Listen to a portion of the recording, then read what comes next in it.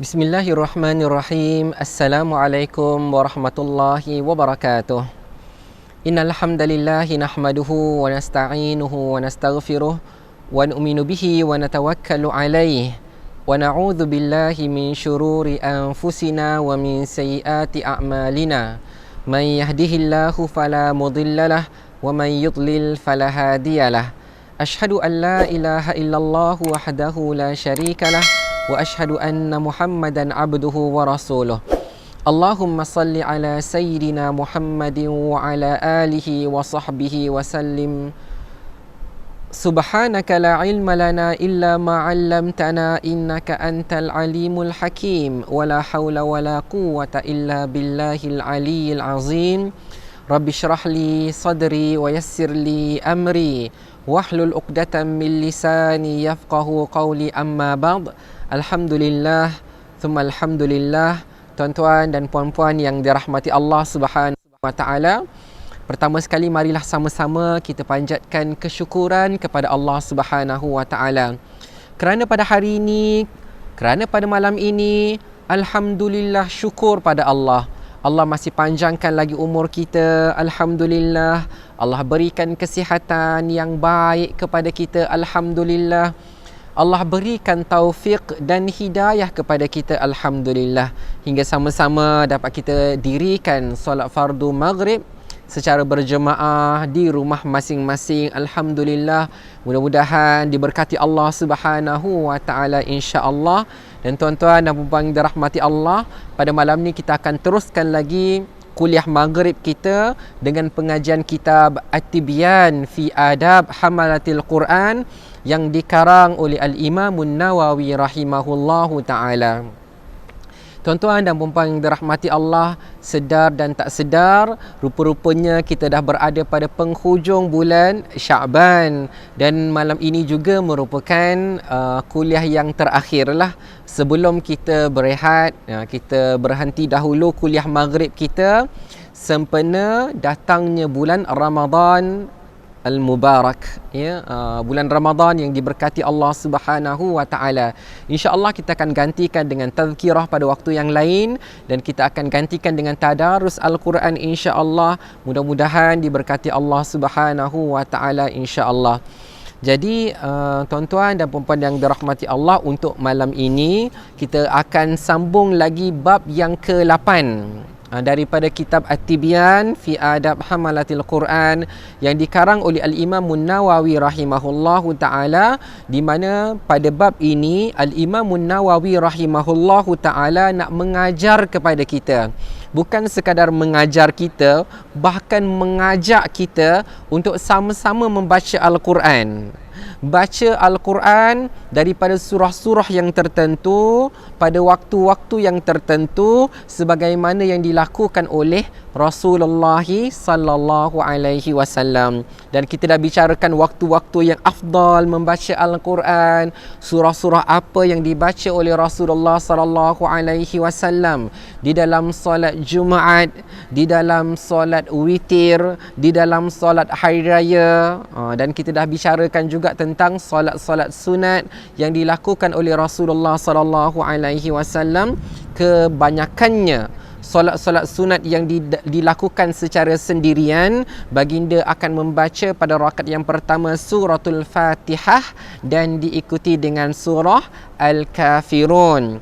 Manakala pada rakaat yang kedua, baginda sallallahu alaihi wasallam membaca suratul Fatihah dan diikuti dengan surah Al-Ikhlas. Jadi pada malam ini, tuan-tuan dan puan-puan dirahmati Allah, kita akan sambung lagi tentang surah-surah yang harus kita baca pada waktu-waktu yang tertentu, ataupun secara umumnya pada bila-bila masa saja digalakkan kita membaca Al-Quran. Jadi tuan-tuan dan puan-puan dirahmati Allah, sebagaimana yang saya katakan, Al-Imam An-Nawawi rahimahullahu ta'ala diajar kita dalam masa yang sama, diajak kita membaca Al-Quran. Baik. Kita mulakan daripada muka surat yang ke-170. Bagi yang ada kitab At-Tibyan fi Adab Hamalatul Quran cetakan Telaga Biru, kita buka muka surat yang ke-170.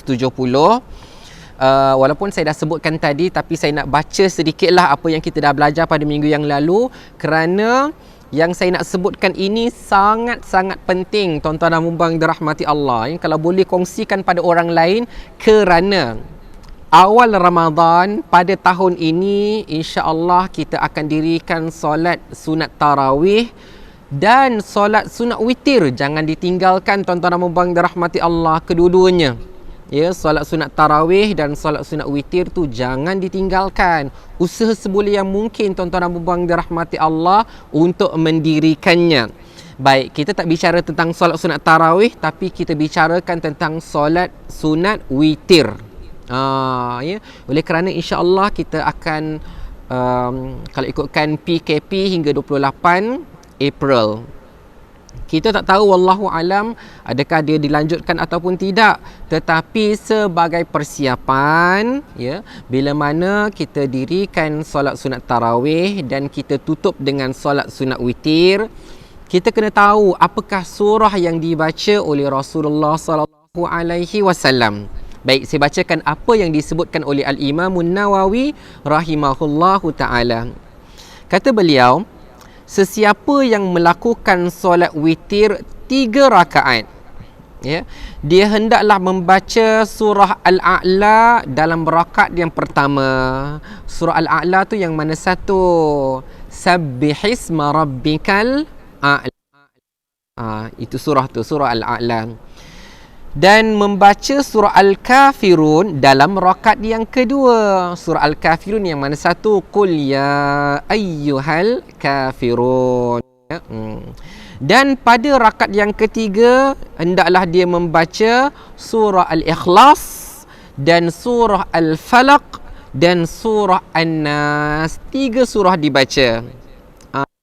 Jadi tuan-tuan dan puan-puan Subhanahu wa ta'ala, bolehlah buat persiapan daripada sekarang, kan. Biasa-biasakan membaca surah Al-A'la, biasa-biasakan membaca surah Al-Kafirun, dan biasa-biasakan membaca surah Al-Ikhlas, Al-Falaq dan An-Nas, supaya bila kita jadi imam atau kita solat sendirian, bila kita baca kelima-lima surah ini, surah Al-A'la, Al-Kafirun, Al-Ikhlas, Al-Falaq dan An-Nas tu fasih, dia lancar pada lidah kita. Kerana tuan-tuan dan puan-puan dirahmati Allah, sebagaimana yang semua maklum, boleh jadi semua tahu, ada yang tak tahu, wallahu alam. Bila kita solat sendirian, dengan kita solat secara berjemaah dan menjadi imam, perasaan dia tak sama tuan-tuan dan puan-puan dirahmati Allah. Boleh jadi saja bila solat seorang-seorang fasih lancar saja. Tapi bila mendirikan solat secara berjemaah, kadang-kadang boleh datang perasaan gemuruh, kadang-kadang boleh datang perasaan berdebar, kan. Jadi bila berdebar tu dia akan menjejaskan sedikitlah bacaan kita. Tapi tuan-tuan dan puan-puan dirahmati Allah, bukan tidak ada cara penyelesaiannya, ada. Caranya adalah berlatih baca dan baca banyak-banyak kali sampai fasih insya-Allah. Berulang-ulang kali, bukan maksud berulang tu 2 kali dah cukup, 3 kali dah cukup, tak. Tapi dia perlu latihan yang banyak kali, boleh jadi 10 kali, boleh jadi 20 kali. Jadi mudah-mudahan tuan-tuan dan puan-puan dirahmati Allah, usaha yang seperti ini sangat baik.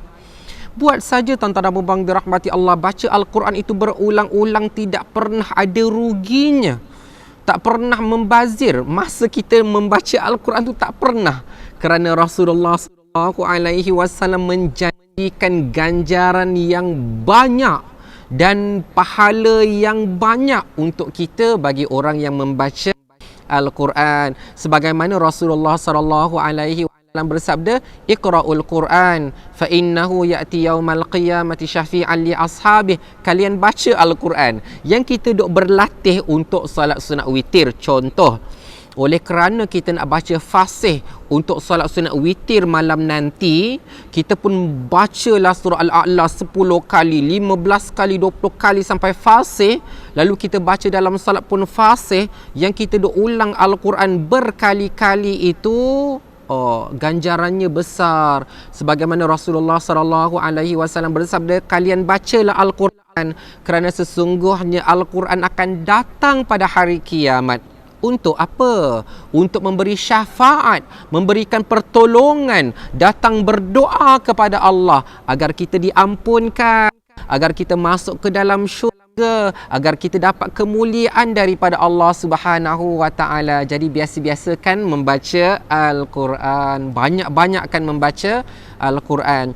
Rasulullah sallallahu alaihi wasallam bersabda, "Man qara'a harfan min kitabillah falahu hasanah wal hasanatu bi asyri amsalihha."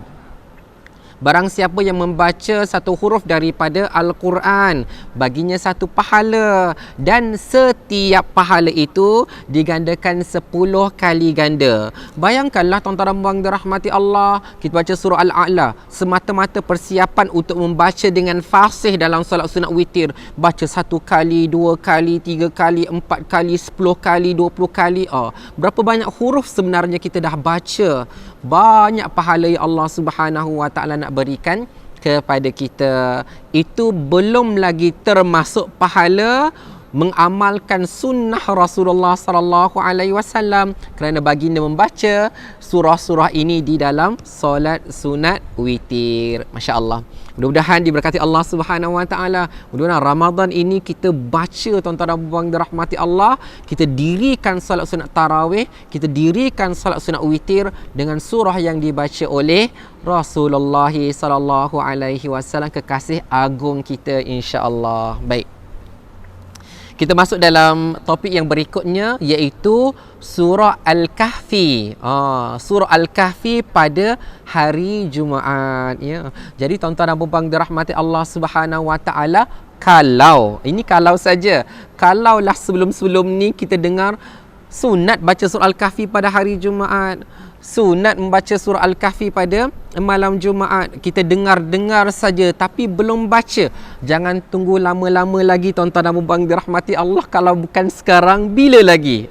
Sekaranglah waktunya, tuan-tuan dan puan dirahmati Allah. Dah tahu Al-Imam Nawawi rahimahullahu taala bukan sekadar dia fikir nak letak hadis apa ya, tak. Tetapi dia meletakkan bab ini semata-mata untuk saya dan tuan-tuan dan puan yang dirahmati Allah, yang dikasihi Allah, untuk mengamalkan sunnah Rasulullah sallallahu alaihi wasallam. Jadi bila kita dengar hadis ini, niat dan azam sungguh-sungguh tuan-tuan dan puan dirahmati Allah. Doa pada Allah, kerana Quran ini kalam Allah, milik Allah. Doa pada Allah, ya Allah mudahkan saya ya Allah untuk amalkan sunnah Rasulullah sallallahu alaihi wasallam ini, ya Allah. Mudahkan saya baca surah Al-Kahfi, ya Allah. Walaupun 110 ayat, bagi dia mudah, biar ia terasa mudah bagi saya, ya Allah. Mudah tuan-tuan dan puan dirahmati Allah, insya-Allah. Jangan risau. Ya, doa pada Allah Subhanahu wa taala, niat sungguh-sungguh, azam sungguh-sungguh, doa nangis-nangis pada Allah Subhanahu wa taala, Allah pasti akan mudahkan kita, insya-Allah. Kerana ini amalan yang mulia. Ini amalan yang baik. Kata Al-Imam Nawawi rahimahullahu ta'ala, sunat baginya, bagi siapa? Bagi pembaca Al-Quran. Sunat bagi siapa? Bagi saya dan semua orang, tuan-tuan dan puan-puan yang dikasihi Allah. Sunat membaca surah Al-Kahfi pada hari Jumaat berdasarkan kepada hadis Abu Sa'id Al-Khudri radhiyallahu anhu dan para sahabat yang lain mengenainya. Al-Imam Syafi'i rahimahullahu ta'ala mengatakan dalam kitab sunat juga bagi seseorang membaca surah Al-Kahfi pada malam Jumaat. Boleh dibaca hari Jumaat ataupun dibaca pada malam Jumaat. Dalil kepada hal ini ialah hadis riwayat Abu Muhammad Ad-Darimi dengan sanadnya daripada Abu Sa'id Al-Khudri radhiyallahu anhu, katanya, "Man qara'a suratal kahfi lailatal jumu'ah adha'a lahu minan nuri fima bainahu wa bainal baitil atiq." Artinya, sesiapa yang membaca surah Al-Kahfi pada malam Jumaat, masya-Allah, cahaya akan meneranginya di kawasan antara dirinya dengan Al-Baitil Atiq, iaitu Kaabah. Ya, saya baca dalam syarah hadis ada menyebutkan bahawa bila mana seseorang itu membaca surah Al-Kahfi, dan kita maksudkan seseorang tu bukan orang lain, seseorang itu, bukan orang itu tuan-tuan dan puan dirahmati Allah, tapi kita, saya dan tuan-tuan dan puan dirahmati Allah, bila mana membaca surah Al-Kahfi pada malam Jumaat, maka ada cahaya yang meneranginya di antara dirinya dengan Al-Baitul Atiq, dengan Kaabah. Hingga disebutkan bahawa cahaya itu boleh dilihat oleh para malaikat. Cahaya antara diri kita dengan Kaabah itu boleh dilihat oleh para malaikat di langit. Masya Allah, tuan-tuan dan puan dirahmati Allah, bersinar, bercahaya. Sebab itu tuan-tuan dan puan dirahmati Allah, selalu saya sebut, selalu saya sebut bahawa Al-Quran, dia akan jadikan kita mulia di sisi Allah Subhanahu Wa Taala. Kita mulia di sisi para malaikat. Oleh sebab itu, kalaulah kita bukan somebody dalam kalangan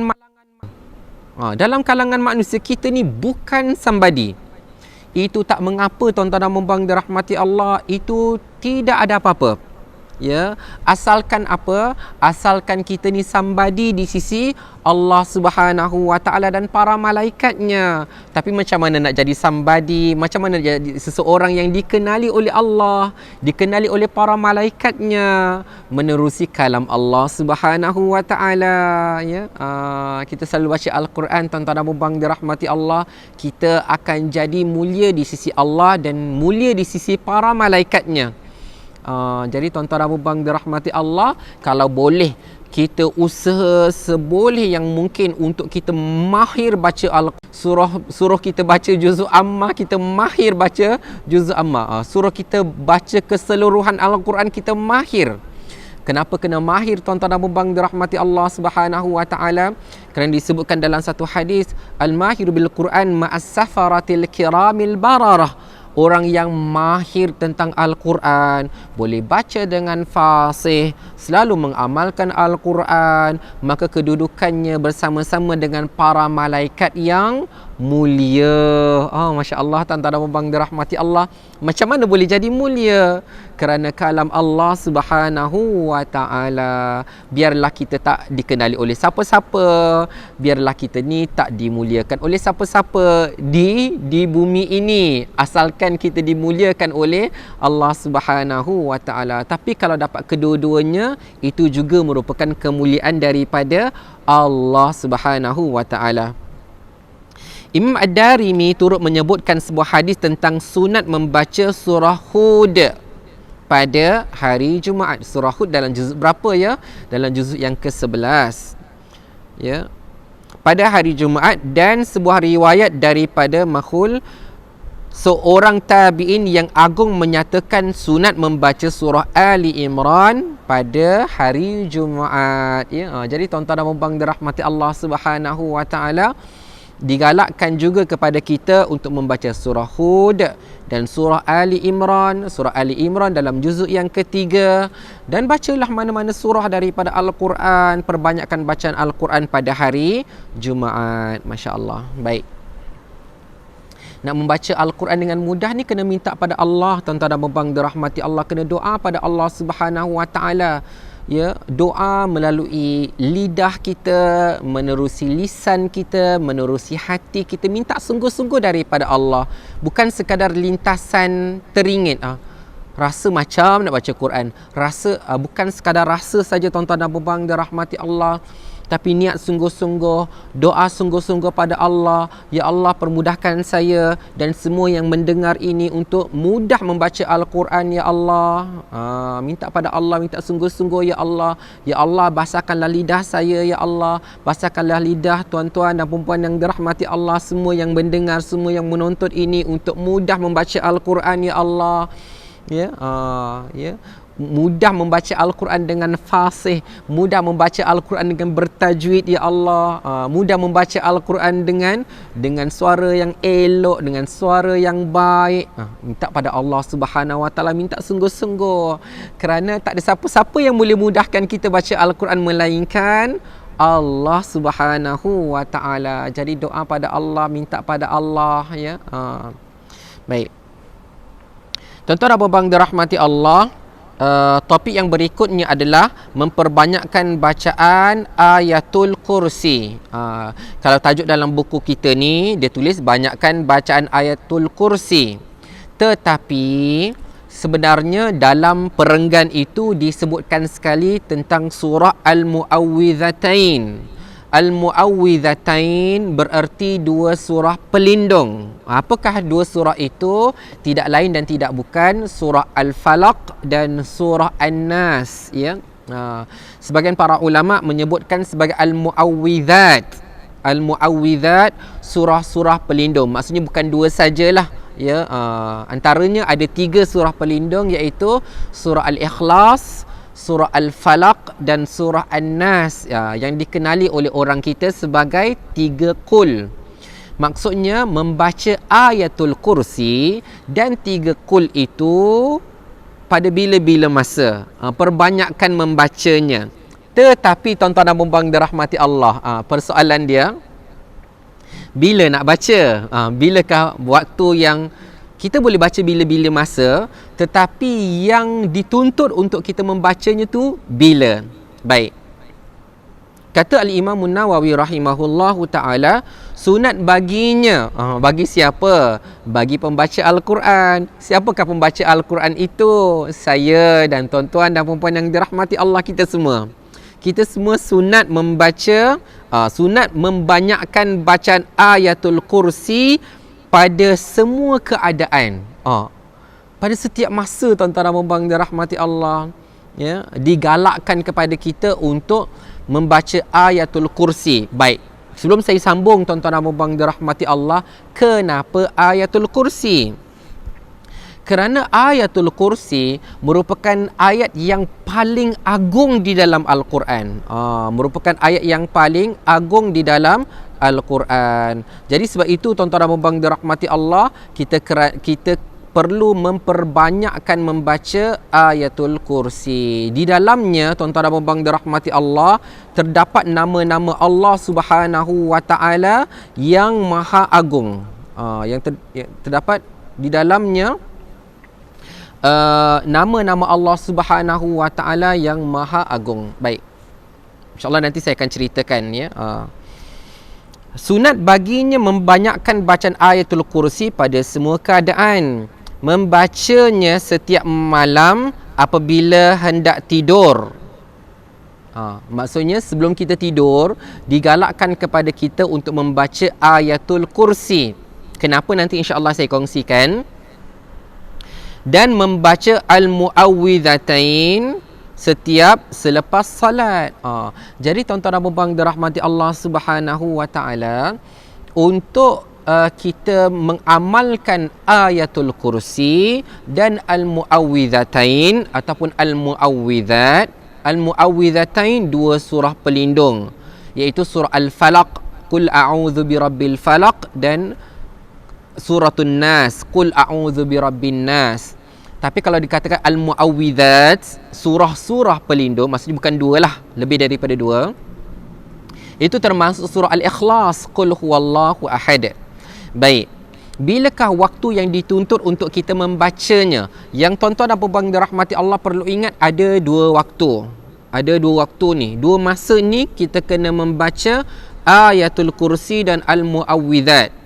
Ya, adapun pada waktu-waktu yang lain juga digalakkan, ya, bila kita dalam ketakutan, bila kita dalam perjalanan, bila kita bersendirian, jadi digalakkan kita membacanya. Tetapi 2 waktu ini dituntut untuk kita membacanya kerana Rasulullah sallallahu alaihi wasallam membacanya kepada 2 waktu ini. Apa dia? Yang pertama, tuan-tuan dan puan-puan dirahmati Allah Subhanahu wa ta'ala, dibaca pada setiap malam sebelum kita tidur. Jadi tuan-tuan dan puan-puan dirahmati Allah Subhanahu wa ta'ala, kenapa kita membaca ayatul kursi sebelum kita tidur, pada waktu malam sebelum kita tidur? Kerana tuan-tuan dan puan-puan dirahmati Allah, dengan membaca ayatul kursi sebelum kita tidur, Allah Subhanahu wa ta'ala akan memberikan perlindungan. Allah jaga kita, Allah pelihara kita daripada sebarang gangguan, daripada sebarang jenis kejahatan. Allah Subhanahu Wa Taala jaga kita, tuan-tuan dan puan-puan dirahmati Allah. Sebab itu digalakkan kita membaca Ayatul Kursi. Jadi ada satu hadis daripada Abu Hurairah radhiyallahu anhu, dia ada riwayat yang panjang, ada riwayat yang pendek. Saya bacakan riwayat yang pendek saja. Suatu ketika Rasulullah sallallahu alaihi wasallam menugaskan aku maksudnya Abu Hurairah radhiyallahu anhu, untuk menjaga harta zakat. Ya, lalu pada satu hari ada sesuatu yang menyusup. Dia masuk ke dalam, hendak mengambil makanan, maksudnya nak curi makanan.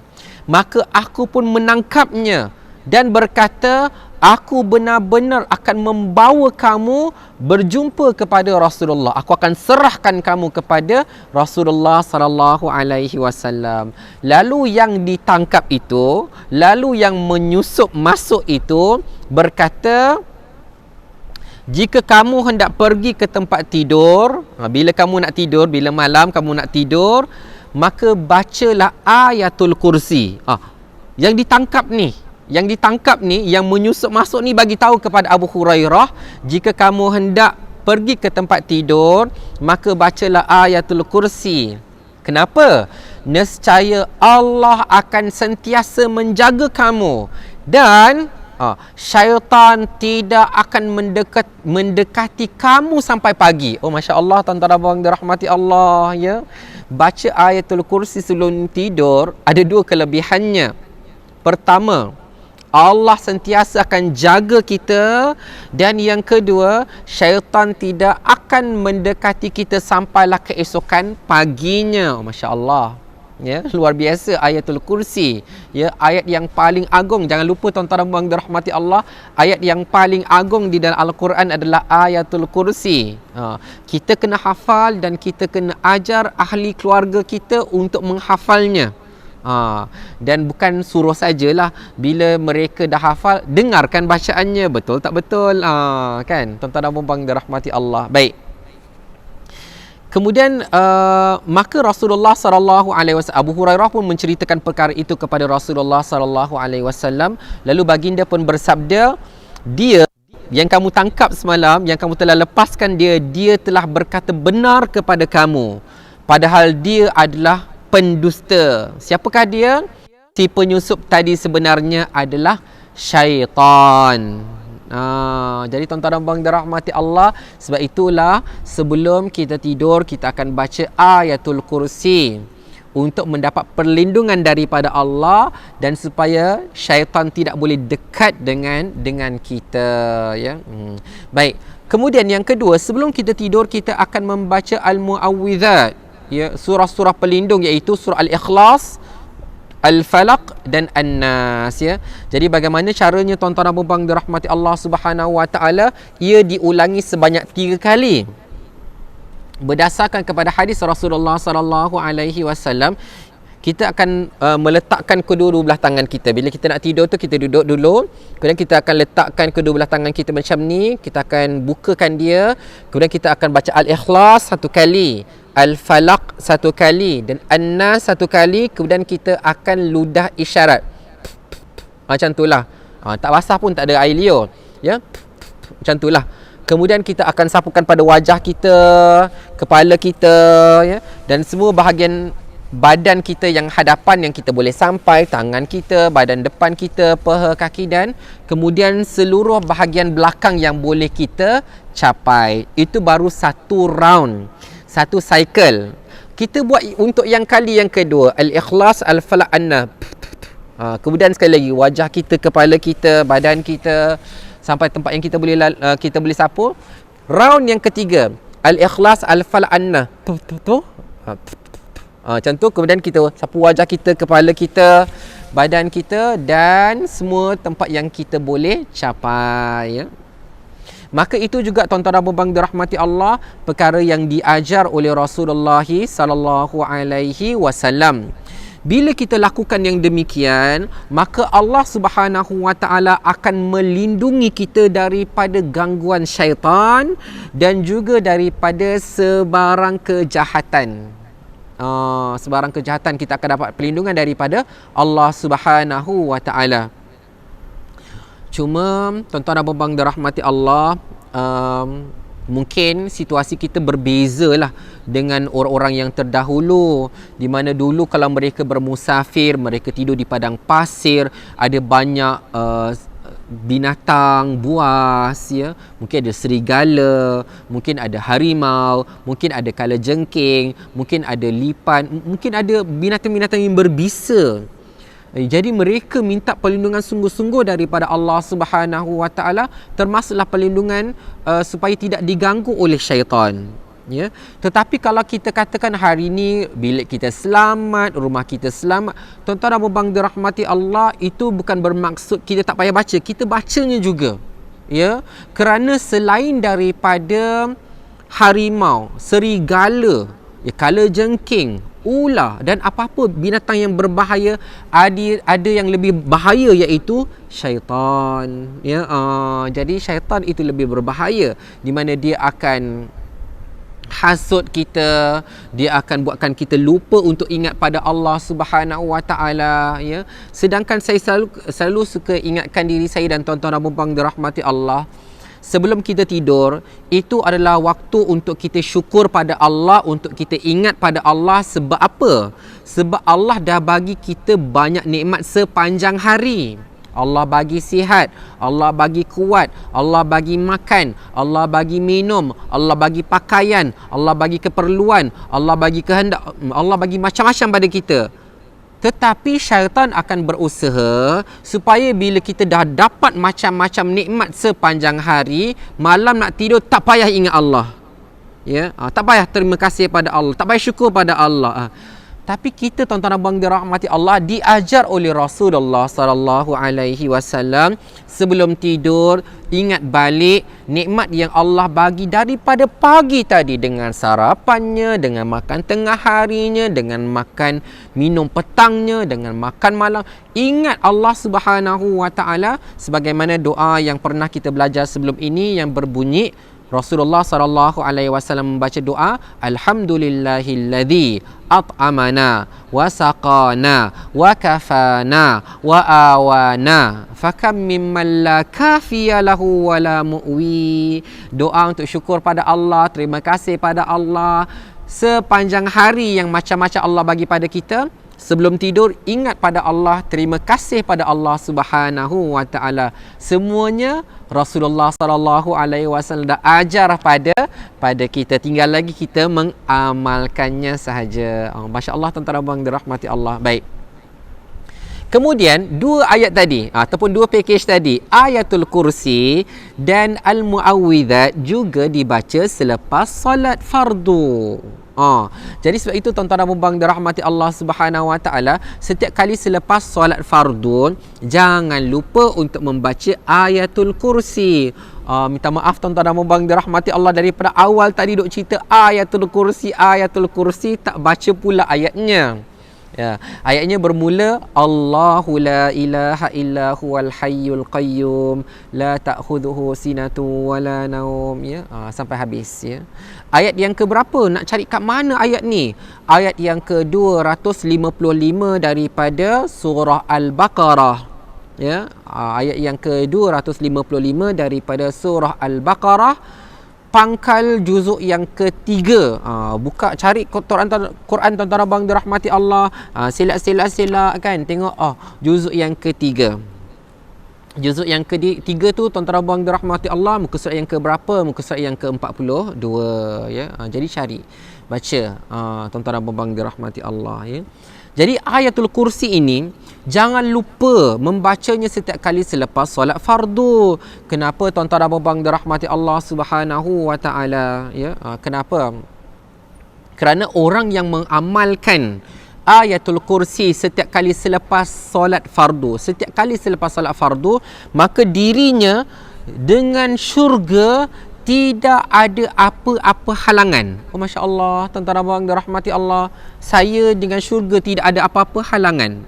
Tuan-tuan dan puan dirahmati Allah, yang dikasihi Allah, dengan syurga Allah tu tidak ada halangan. Kecuali satu saja. Apa yang satu itu? Satu itu adalah mati, kematian. Cuma kita nak kena bayangkan, tuan-tuan dan puan dirahmati Allah, jaminan daripada Rasulullah SAW, kalaulah setiap kali selepas solat fardu kita baca ayatul kursi, maka antara diri kita dengan syurga Allah Subhanahu Wa Taala itu tidak ada halangan melainkan kematian. Mudah-mudahan selepas kita mati, maka kita dimasukkan ke dalam syurga Allah Subhanahu Wa Taala melalui salah satu amalan, iaitu membaca ayatul kursi selepas solat fardu, ya. Jadi tuan-tuan dan puan dirahmati Allah, sebab itu ayatul kursi jangan ditinggalkan setiap kali selepas solat fardu. Baik. Kemudian apa lagi kita baca selepas solat fardu selain daripada istighfar, selain daripada la ilaha illallah wahdahu la syarikalah, lahul mulku wa lahul hamdu yuhyi wa yumitu wa huwa ala kulli syai'in qadir. Apa lagi kita baca adalah 3 qul al-muawwidzat, surah al-ikhlas, surah al-falaq dan surah An-Nas, ya. Cuma tuan-tuan dan puan dirahmati Allah Subhanahu Wa Taala, ada sedikit perbezaan daripada segi perkiraannya. Ya. Ada sedikit perbezaan daripada segi perkiraannya, iaitu kalau selepas solat fardu subuh dan selepas solat fardu maghrib, maka ia dibaca 3 kali. Al-Ikhlas 3 kali, 1, 2, 3. Kemudian Al-Falaq 3 kali, 1, 2, 3. Kemudian An-Nas 3 kali, 1, 2, 3. Baca 3 kali, 3 kali, 3 kali. Itu untuk solat selepas solat fardu subuh dan selepas solat fardu maghrib. Adapun pada waktu-waktu yang lain, dibaca 1 kali, Al-Ikhlas 1 kali, Al-Falaq 1 kali, dan An-Nas dibaca 1 kali. Sebuah hadis sahih diriwayatkan daripada Uqbah bin Amir radhiyallahu anhu, beliau berkata, amarani Rasulullah sallallahu alaihi wasallam an aqra'a bil muawwidhataini dubura kulli salah.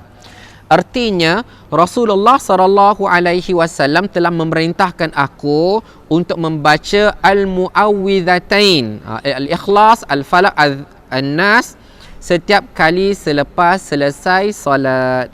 Hadis ini diriwayatkan oleh Abu Dawud, At-Tirmizi dan An-Nasa'i, dan Al-Imam At-Tirmizi berkata hadis ini adalah hadis hasan sahih, ya. Jadi tuan-tuan dan puan dirahmati Allah Subhanahu Wa Taala, demikianlah beberapa surah yang dapat kita pelajari pada malam ini, yang disunatkan untuk kita membacanya bagi mencontohi perbuatan Rasulullah sallallahu alaihi wasallam, dan kita boleh ganjaran yang besar daripada Allah, pahala yang banyak daripada Allah, dan pahala mengamalkan sunnah Rasulullah sallallahu alaihi wasallam. Insya-Allah tuan-tuan dan puan dirahmati Allah, niat pada Allah, niat nak membacanya, azam sungguh-sungguh, doa nangis-nangis pada Allah Subhanahu Wa Taala agar kita dapat mengamalkan perkara ini. Insya-Allah kita pasti akan dapat kebaikan yang banyak, kebaikan yang besar pada hari kiamat nanti, insya-Allah. Jadi tuan-tuan dan puan dirahmati Allah, kita akan sambung pengajian kita dalam bulan Ramadan, insya-Allah pada hari Ahad. Pada hari Ahad selepas Zuhur, kira-kira jam 1.45 petang, insya-Allah. Mudah-mudahan diberkati Allah Subhanahu Wa Taala. Salam Ramadan al-Mubarak. Mudah-mudahan diberkati Allah Subhanahu Wa Taala. Perbanyakkan baca Al-Quran sepanjang Ramadan.